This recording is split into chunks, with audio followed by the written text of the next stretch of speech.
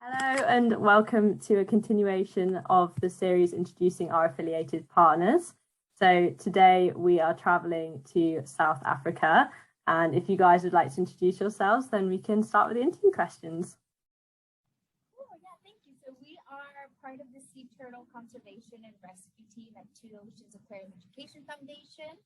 And I'm Alexandra. I have a Master's of Science in Conservation Science and Policy, and here my position is Enrichment Specialist for our rehab turtles. I'm Jane Bergman, and I'm a veterinary assistant. Currently at the rehab, I'm a medical analyst. And my name is Martine Puyan. I have my honors in biodiversity and ecology, and I'm currently a sea turtle actress and our social media coordinator. I'm Claudine Van Steel. I have my marine science diploma. I currently just finished my advanced diploma, and I'm a research intern and work with the animal husbandry and or operations side of the turtle husbandry and so on and so forth. Oh, amazing. Well, it's lovely to meet you all. So what is the name of your centre or organisation? You might. Sorry. Yeah, so it's Oceans Aquarium Education Foundation, and we're located in Cape Town in South Africa. Brilliant. Yeah, well, the next question is, where are you based? Yeah. So how long has your centre been operating for? So the Oceans Aquarium where we are based opened in 1995. And since then, turtle work was already being done, even though we only officially founded our program in 2018. Turtles had already been rehabilitated, released, and trapped. And you'll hear a very interesting story about Yoshi, one of our phenomenal turtles, from Alex later. Brilliant. And what species of sea turtle do you see? We're very fortunate to receive 5 of our 7 species of turtles along our South African coastline. So the ones that we receive most, so the most common ones are our loggerheads and our green turtles. And we've got a whole lot of them in the facility at the moment, including a hawksbill, which is not the usual one for us. But we also receive our olive ridleys and our leatherbacks. And all of these are their status is great. And so it even really highlights why we're doing the work and why our rehab centers here and the need for it to help rehabilitate the animals that come through to us. It's amazing that you see so many of the different species. So roughly how many cases does your rescue centre see per year? So it depends. It actually varies from year to year. So in last year we had quite a low number. This was due to COVID, and a lot of we get the help of the public to get our turtles come to the facility because they are rescued. And so last year we got our lowest number. This year we had 61 little hatchlings come in. And miraculously in 2019 we had over 200. So it really does vary from year to year, which is quite crazy. So that was in terms of hatchlings. Then with subadults, it actually also varies year to year.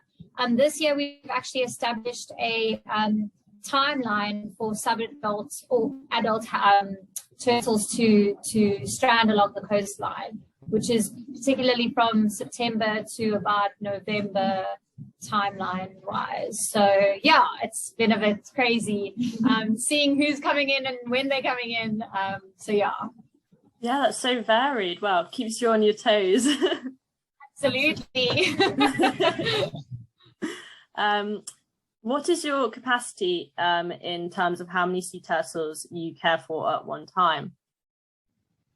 So as you now heard, we get 2 different type or different age groups coming into the facility. So in terms of hatchlings, we can hold a capacity of just over 100, so about 110 or so. Otherwise, in terms of subadults, we can hold about 13 or so, as we have that at the moment. And currently we're busy working with the other staff of the aquarium to expand our facility a little bit more, so that there's some unused space in other areas which we're hoping to be able to use, because right now we can't have any more turtles arrive because we don't have the space. Oh gosh, so you're properly at max capacity. Yeah, and they all need help right now, so we can't unfortunately release any just yet. So yeah, we just hold fingers that none need our help at the moment. Yeah, so leading on, what are the most common injuries that you see, and what illnesses do you often treat for? Number of loggerhead hatchlings that come in, and what we often see with all of them is that they come to us in a state called cold shock. And for a reptile, what this pretty much means is that they're no longer at their perfect or prime temperature, and everything just shuts down. So gut movement particularly, and then they just become lethargic. So cold shock is one of the things we deal with the most. So our coastline, they come down the warmer Gullis current and they get spat out into the colder southern waters and the Benguela. And so they come in very weak, very cold, very dehydrated. So that's one of our main triage protocols. And then with our bigger girls, they often are in a state of cold shock, but it's because of something underlying. Quite often it's a bacterial infection of some sort. And then with all of them, you often find within the first few weeks there is plastic. Whether plastic has caused the stranding or not, I guess we'll never be able to know. But it is something we unfortunately do treat for. So whether that's plastic passing or plastic obstructions, it gets dealt with in a different way. Oh, yes. Such a shame to hear. What is the situation with your veterinary care, and how do your turtles get treated at your centre? So we're quite fortunate to have a nice little on-site clinic at the moment, and our vets are actually consultant vets. So they work on a consultancy part-time basis. So a lot of the actual medical care is administered by the vet, by the turtle team. Mm-hmm. Yeah, I see. And what facilities / equipment do you have access to? So in-house, we have facility to an X-ray machine, which is quite a powerful diagnostic tool for us. If we need to take that further, we do have use of a very lovely doctor here who sponsors CT scans and MRI scans to us if there are girls that need that. And then we also are fortunate enough with our funding to be able to quite often perform full blood work on many of the sub-adult adult turtles. Oh, that's amazing. That's so good that you have those options. Does your centre carry out any research? Yeah, so we do carry out mostly small case studies, but we are working on bigger projects. So Dean had conducted 2 really cool research projects. One was analysis of epibion communities on stranded sea turtles that we found along the South African coast. And the second one was about microplastics ingested by post-hatchling loggerheads that came to our center. And then currently, Talita, who is the head of the team that couldn't be with us today, but she is creating a baseline of healthy bloods for loggerhead sea turtles, which is really cool. And I am currently running research on the effects of environmental enrichment on sea turtle recovery. So that's just some of the research being done at the moment. Yeah, that sounds incredibly useful. So yeah, so well done. What are the main goals or objectives of the centre?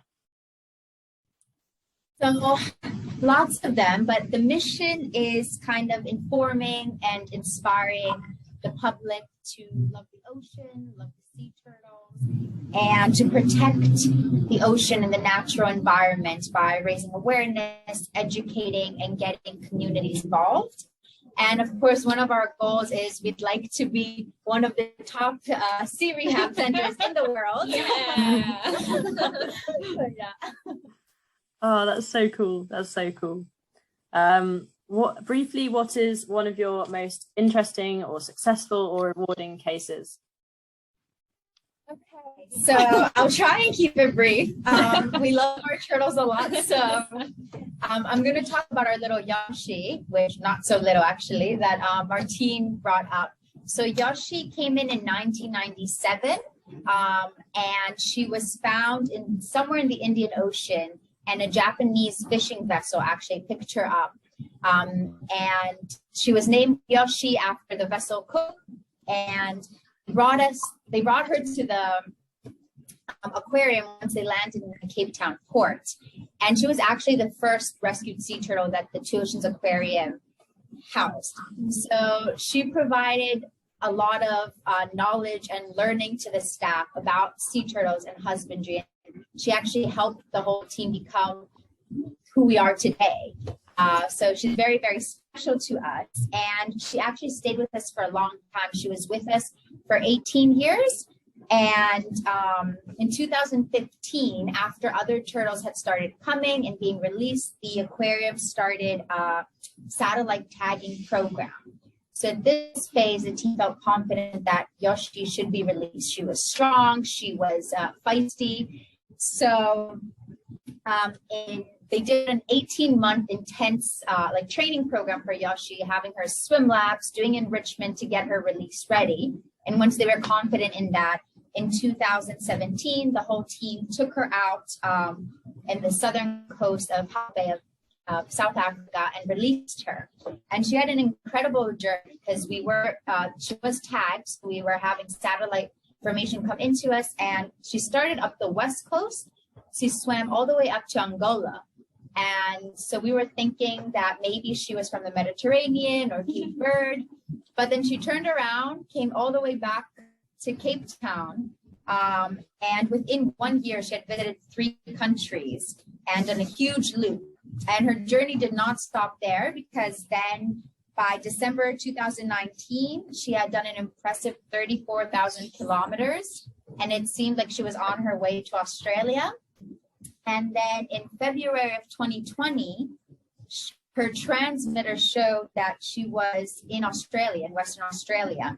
And it actually led Australian scientists that went to look into her to discover a foraging site that she had visited. And it had over 40 other loggerhead sea turtles that were feeding in that area. So that was something the scientists were not aware of. So not only has Yoshi become a celebrity in South Africa, but she's also the longest, she holds the world record for longest transmitted marine animal in the world, which is really, really cool. And she's inspired all of us very much. She's proven how resilient and strong and incredible these species are. So yeah, that's one of our favorites, but we have many, many more. That is such an amazing story. That's so incredible. Yeah, it's like she just started the ball rolling and it helped so many other sea turtles and so many people. And that's just incredible. Wow. That's really, it's really inspiring. She's one of the best. Exactly. Yeah, thank you for sharing. So what is your favorite fact about sea turtles, or why you love sea turtles, or why you want to help them? That story. We just started in. So yeah, basically, I guess everybody can tell their own story in some way, but just for me, I just think they're so incredible. As we just mentioned, like they come in with these ailments, or whether it be cold shock or anything, or entanglement, yeah, big time. And then they just heal themselves. They're the most incredible creatures. They show that they just want to, in many cases, if you just leave them alone, there they go. They're able to just do their thing and be who they are and come in completely fine. I mean, we've had two cases now where we've had turtles come in with 3 flippers, and the problem with them, I think, was just cold shock, if I'm not mistaken. And they had 3 flippers. They came in completely healed, and we were like, okay, but why are you here? What's the problem? I mean, So it's just, they're just so incredible for me. I can't wrap my head around the fact that they are actually able to completely be okay at the end of the day through all the trauma that they go through. It's just, they blow my mind every day. It's and that's Claudine's fun fact. Yeah, literally. They're just the most incredible creatures. And based off of that, I think because we see on a daily basis how resilient and incredible they are, it's just such a huge shock that but it's such a huge shock that all of sea turtles are in danger, because you understand in what state our oceans are, and in what trouble our planet is. If these incredibly resilient animals are suffering, it just shows that the system's broken almost in a way. So yeah, you're so right. They're so good at surviving, and yet they're still, they're suffering so much as a result of human activities. It's such a shame. Really sad. So final question. In what ways can members of your local community or a wider community help with sea turtles? Such a lovely variety of ways that our locals can get involved. It can be from applying for our volunteer program or one of our internships. I know a few of us have been through starting volunteering multiple years ago. And if you can't do hands-on work, it's also the work of getting the turtles to us, being a volunteer driver, or during our hatchling season, or to be honest, throughout the year, walking on the beaches, looking for the turtles. And we've got a turtle hotline number and a turtle network that Tracy, our incredible other part of our team who isn't here today, has actually set up herself. It has over about 500 people on this network that will alert if they find a turtle, and people have driven for 3 hours or so to get these turtles to us in time. So there's a lot of people out there already doing the hard, hands groundwork, and we couldn't do anything about them because we wouldn't be able to get the turtles to treat them. And there's so people can, with all those hatchlings, that you can adopt a hatchling. So there's a symbolic adoption when we get our hatchling season, that people pay and the funds contribute to their medication, their food. They get to name the hatchling. We're very creative and strange names, but that's how that supports, even if they're not present with us. So that community really helps us.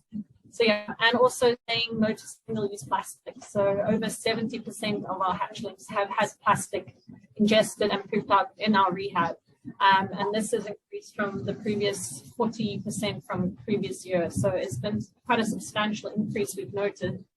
And we're very fortunate most of them are pooping out this plastic, but it all starts at home. So hopefully everyone can make that difference for us.